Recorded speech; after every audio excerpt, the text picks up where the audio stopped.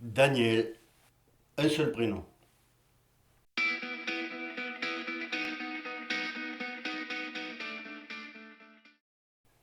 Les parents ont décidé qu'il n'y avait qu'un seul prénom. C'est intéressant quand on remplit les papiers officiels. Je suis un fils de la campagne, plus exactement un petit-fils de paysan, lozérien, et très fier d'être petit-fils de paysan. C'est d'ailleurs avec mon grand-père que j'ai appris la vraie vie, celle qui nous arrangerait bien en ce moment.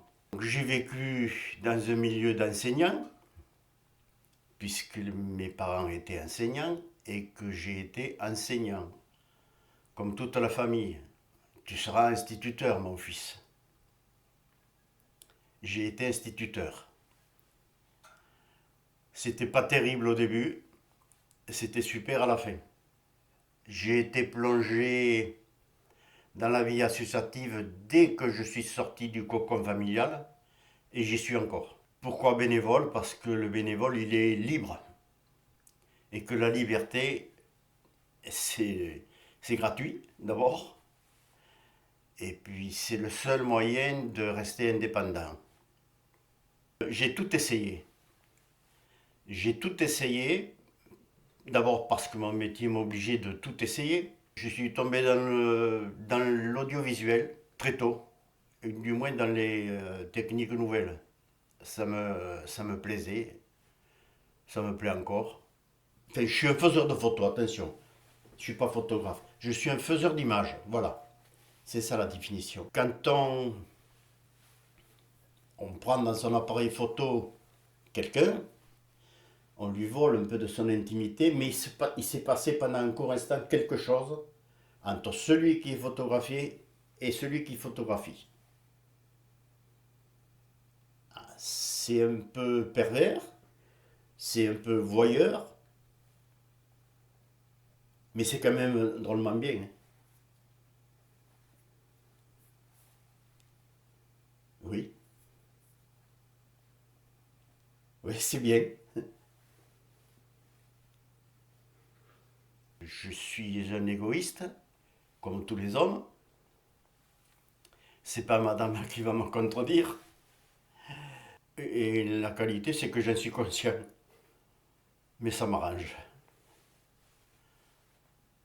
Ensuite, je m'en trouve pas d'autres. Donc peut-être c'est le plus gros défaut. Quand je me suis donné à la vie associative, j'ai oublié la famille. Ça m'est encore reproché, mais si je regarde les choses de près, oui. Et c'était que bénéfice pour moi. J'ai oublié. J'ai oublié pensant que le reste allait se faire tout seul et je ne sais pas si j'ai fait des dégâts, j'ai certainement dû faire des dégâts. En n'étant pas présent au moment où il aurait fallu l'être. Je ne suis pas un être parfait. La tolérance. C'est le comportement des gens, y compris le mien, puisque ça triche. Et plus je vieillis, plus je m'aperçois que tout le monde triche. Et ça, je ne pense pas le tricher. Je suis contre la bagarre, je suis contre les gens qui se battent. Je ne comprends pas. Je pense qu'il y a d'autres. Contre les violents, les gens qui avec la voix ou autrement, estiment qu'ils ont raison. Je crois qu'il vaut mieux écouter et puis trouver d'autres solutions. Alors ça fait un peu couleuvre. En même temps, je crois qu'il faut respecter tout le monde. Tout le monde a des défauts, tout le monde a des qualités. Il faut faire avec. Parce que dans chaque personne que vous avez en face de vous, il y a en face de vous, il y a quelque chose de bon, il y a quelque chose de bien. Il faut aller chercher ça. Il ne faut pas aller chercher l'endroit où la personne, automatiquement, elle est faible. Maintenant, bon, je peux me tromper. La joie et le bonheur, c'est quand je vois des sourires. À une époque, je faisais énormément la fête. C'était du rire en permanence. C'était du rire pendant 2 heures, 2 jours, une semaine, un mois. Et c'était quand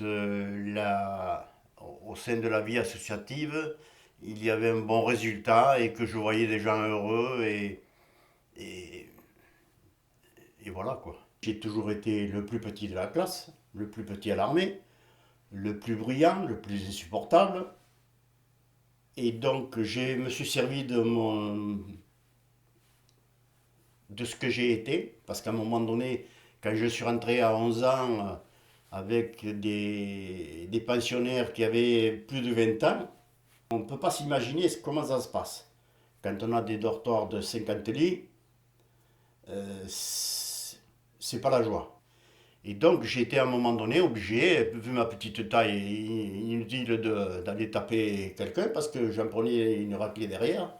Je l'ai essayé une paire de fois, ça a mal tourné. J'ai dit, reste dans ton coin et puis voilà. Donc peut-être qu'à ce moment-là, la difficulté d'être physiquement au top, je m'en suis servi psychologiquement pour me dire il faut être plus malin. Et ça n'a pas trop mal marché. Le respect, la gentillesse,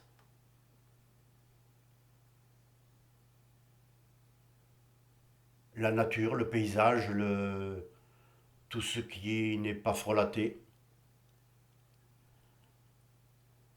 tout ce qui n'est pas fabriqué pour briller, le regard des gens.